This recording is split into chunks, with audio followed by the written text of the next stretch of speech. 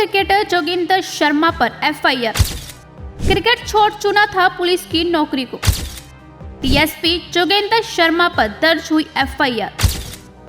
जोगिंदर ने एक शख्स को खौफनाक कदम उठाने के लिए किया मजबूर। पाकिस्तान के खिलाफ पहले टी20 विश्व कप में नायक बनकर उभरे जोगिंदर शर्मा अब हरियाणा में डीएसपी हैं, जो इन दिनों काफी चर्चा में हैं। लेकिन अपने काम की वजह से नहीं, बल्कि किसी और ही वजह से।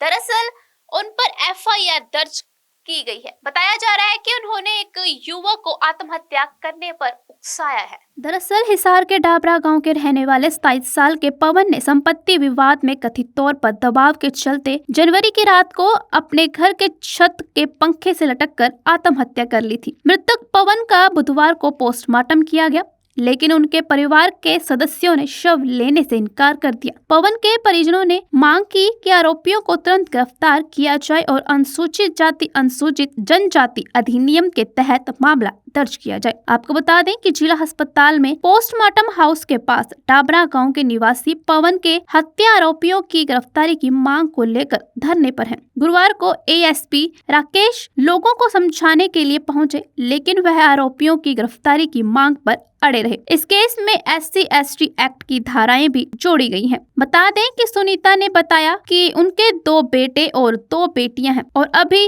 अविवाहित हैं। पवन सबसे बड़ा था। सुनीता ने अपनी अर्जी में कहा कि आरोपी पिछले कुछ वर्षों से उनके परिवार को परेशान कर रहे थे। जिस घर में वो रहती हैं, उस घर को लेकर हिसार की एक कोर्ट में आरोपियों के खिलाफ मुकदमा लंबित है। मुकदमे के कारण ही पवन तनाव में रहता था। सुनीता ने आरोप लगाया कि 1 सप्ताह पहले अजय वीर और उनका बेटा अर्जुन खेत में पवन से मिले थे और मकान खाली करने को कहा था। इस धमकी से ही परेशान होकर उनके बेटे ने पंखे से तार का फंदा लगाकर खुदकुशी कर ली। सुनीता ने यह भी कहा कि 6 अक्टूबर 2020 को उन्होंने आजाद नगर पुलिस स्टेशन में जोगिंदर को छोड़कर सभी आरोपियों के खिलाफ आईपीसी की धारा 506 और 33 और SC/ST अधिनियम के तहत शिकायत दर्ज की थी। तत्कालीन डीएसपी जोगिंदर ने मामले की जाँच की थी और इसीलिए उन्हें उसकी जाति के बारे में जानकारी थी। सुनीता की एफआईआर के मुताबिक सभी आरोपी 6 नवंबर 2020 को उनके घर आए और उनकी बेटी कविता को धमकी दी। कविता ने उसके बाद तनाव में आकर 9 नवंबर को चूहे मारने वाली दवा